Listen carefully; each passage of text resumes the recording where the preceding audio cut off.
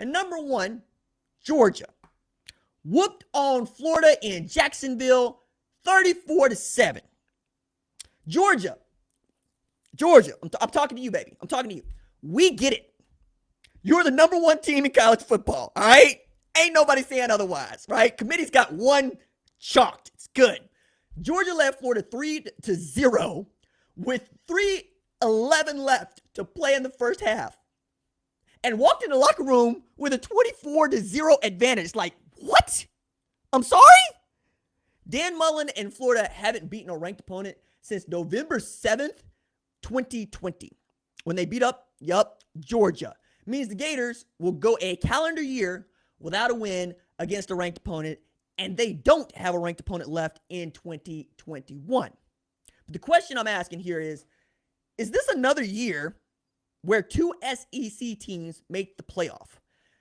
It could be, is the answer, because we all think that Alabama's great. Now, with Auburn knocking off Ole Miss, they're very much number 2 in the SEC West Division. I don't expect Alabama to lose the Iron Bowl, but I never expect Alabama to lose the Iron Bowl. That is to say, if Alabama can win the Iron Bowl and if Alabama can beat Georgia, we're getting 2 teams in the college football playoff from the SEC. But those are the only 2 teams that we would be getting from the SEC, right?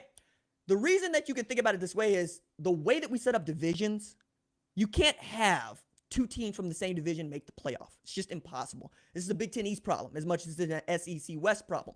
But I was thinking all week and really the last 2 weeks that Florida was going to show up and give Georgia a game. I was actually talking about the show with producer Kat.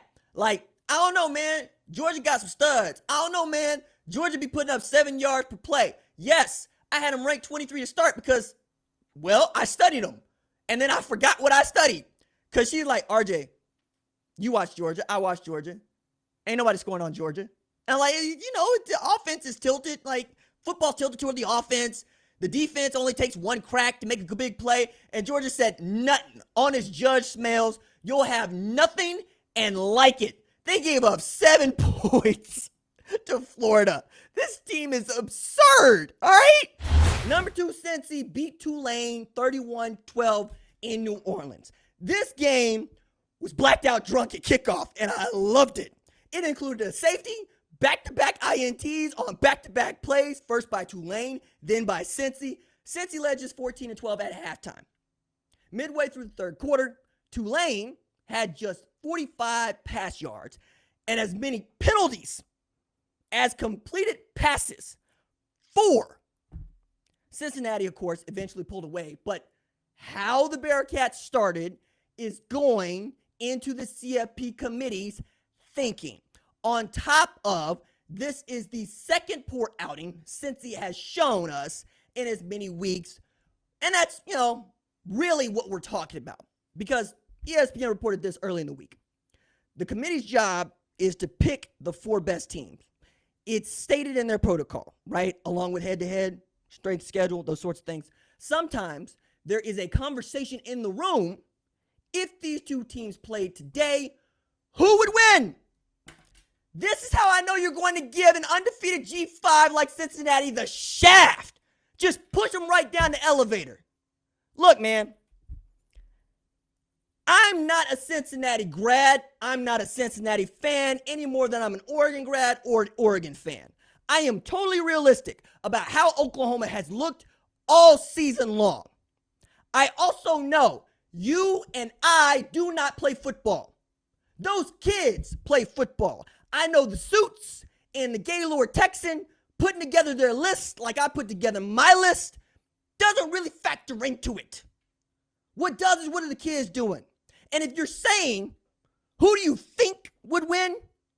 I thought Ohio State was going to beat Oregon by 3 touchdowns. Is that what happened? Negative, sir. That is not what happened. I thought Florida was going to give Georgia a game today. Is that what happened? I said, no, sir. As Wake Forest said, not today, Satan. I thought Wake Forest would not be the last undefeated team standing in the Atlantic Coastal Conference. And yet and still, they are 8-0 for the first time in their school history, banging on the door of an AP top 10 ranking for the first time in their history, and you're going to give them the shaft because they're not Clemson. Look, man, I'm being very, very honest and open with you about all of this. I know my rankings don't go along with what your thinking is, and I get that. What I don't get is how people can say with a straight face that they don't like football by telling me the scoreboard doesn't matter. Yes, UTSA is going to be ranked ahead of Alabama tomorrow in my rankings. Why? Because being undefeated matters more than anything else. It is too hard in this sport to win every game you play for us to treat it like it doesn't actually matter. And if that team is undefeated, put them in a 16-team playoff where you think Alabama might beat them, as opposed to saying straight up and down, we don't think that UTSA is good enough to beat Alabama, so we're telling those kids in San Antonio, you're not good enough. We don't care that you did everything we asked you to do to earn this right, not a privilege, the right to play for the national championship. We are elitist in our thinking. We have formed an oligarchy. We're going to keep you out because we said so. I don't live there. I work for a living. Work very hard to really think at this stuff. I'm constantly on the phone trying to make sure I know what I know. And even I make mistakes because that's what human beings do. But I refuse to be quiet while I see the kids giving it every single day of this offseason so they can get to a moment like right here, right now, be undefeated, and you tell them they ain't no good. No, sir. No, sir. That's somebody else's kid. I hope one day it ain't yours.